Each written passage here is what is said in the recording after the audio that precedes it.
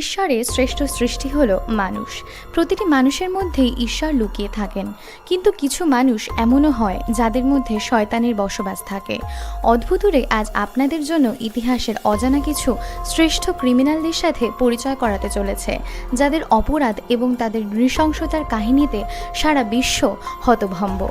ভিডিওটি শেষ অবধি দেখার পর আপনিও ভাবতে বাধ্য হবেন একটি মানুষ কিভাবে এত নৃশংস হতে পারে। পেদ্রো লোপেজ হলো বিশ্বের টপ সিরিয়াল কিলারদের মধ্যে একজন, যার নৃশংসতার কাহিনী ইতিহাসের পৃষ্ঠায় আজও কালো অক্ষরে লেখা।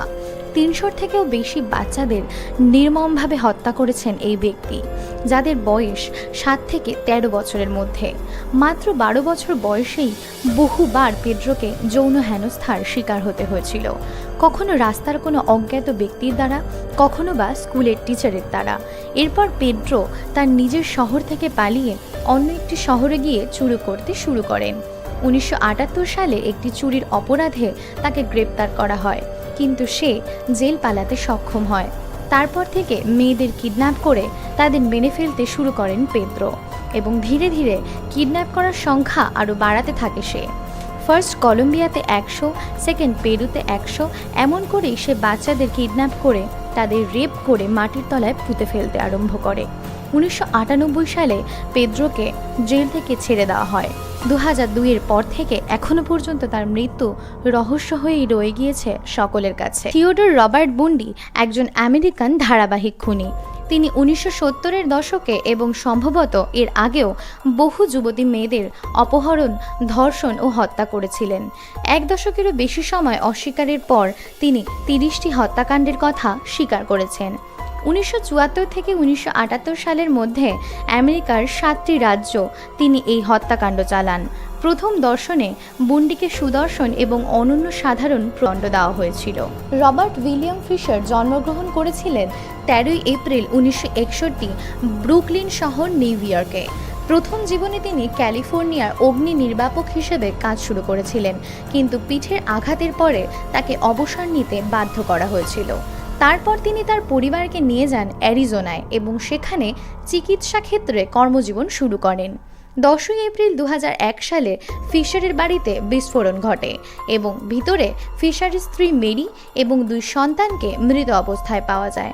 তাদের গলা কেটে ফেলা হয়েছিল এবং মেরিকে তার মাথার পিছনে গুলি করা হয়েছিল, এবং সেই মুহূর্তে মেরির গাড়িসহ ফিশার ছিল পলাতক।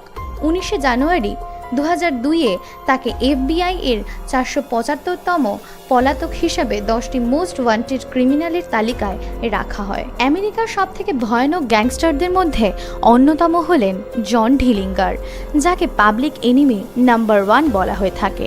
ছোটবেলার থেকেই চুরি শুরু করেন তিনি। ১৯২৪ সালে প্রথম একটি গ্রসারি শপে চুরি করতে যাওয়ায় পুলিশ তাকে আটক করে নেয়। কয়েকদিন পর সে জেল থেকে পালিয়ে তার গ্যাং নিয়ে শিকাগো চলে যায় এবং ব্যাংক ডাকাতির জন্য তাদের প্রশিক্ষণ দেওয়া শুরু করেন। কিছুদিন পরই তাদের গ্যাংটি আমেরিকার নাম্বার 1 গ্যাংয়ে পরিণত হয় এবং পাশাপাশি ঢিলিঙ্গার ব্যারিল নামক একটি মেয়েকে বিয়ে করে নেয়। কয়েকদিন পর তিনি একটি ধনী ব্যক্তির হাত থেকে ক্যাশ ভর্তি ব্যাগ ছিনতাই করার সময় পুলিশের হাতে ধরা পড়ে যায় এবং তারপরও সে জেল পালাতে সক্ষম হয়। এরপর সে একটি নতুন গ্যাং তৈরি করেন, যার নাম ছিল ঢিলিঙ্গার গ্যাং। এরপর থেকে তারা খুন, ছিনতাই, ডাকাতি সহ সমস্ত কিছু শুরু করেন, যা ছিল সাধারণ মানুষের চোখে অপরাধজনক। ২২ জুলাই ১৯৩৪ সালে পুলিশ এবং FBI এর প্ল্যান মাফিক বন্দুকের গুলিতে নিহত হন তিনি। জেসি উডসন জেমস ছিলেন একজন মিসৌরি রাজ্যের আমেরিকান দস্যু, ব্যাংক এবং ট্রেন ডাকাত, গেরিলা এবং জেমস ইয়ঙ্গার গ্যাংয়ের নেতা। 19th and 20th সেঞ্চুরিতে সবথেকে বড় ব্যাংক ডাকাত ছিলেন জেসি জেমস। সাথে সাথে 17টার উপর মার্ডারও করেছেন তিনি। AL ক্যাপন এর পর সকল মানুষই জেমসকে সবথেকে বড় ক্রিমিনাল মনে করেন।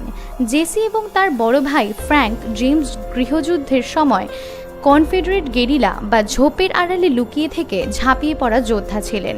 তার ভালো কাজের মধ্যে তিনি ধনী ব্যক্তিদের থেকে ডাকাতি বা ছিনতাই করে গরিবদের সাহায্য করতেন, কিন্তু তিনি এবং তার দলের সদস্যরা এসবের পরে কোনো প্রমাণ রাখত না। তেসরা এপ্রিল 1982 সালে নিজের দলেরই একজন সদস্য রবার্ট ফোর্ড জেসি জেমসকে গুলির আঘাতে নিহত করেন। ভিডিওটি ভালো লাগলে কমেন্ট করে জানাতে ভুলবেন না। নিচে থাকা সাবস্ক্রাইব বাটনটিকে প্রেস করে নোটিফিকেশন বেলটি অল করে দিয়ে বন্ধু মহলে ভিডিওটিকে শেয়ার করে দেবেন। এমনই রহস্য রোমাঞ্চে ভরা ভিডিওর জন্য অপেক্ষা করুন। ততক্ষণের জন্য স্টে টিউনড।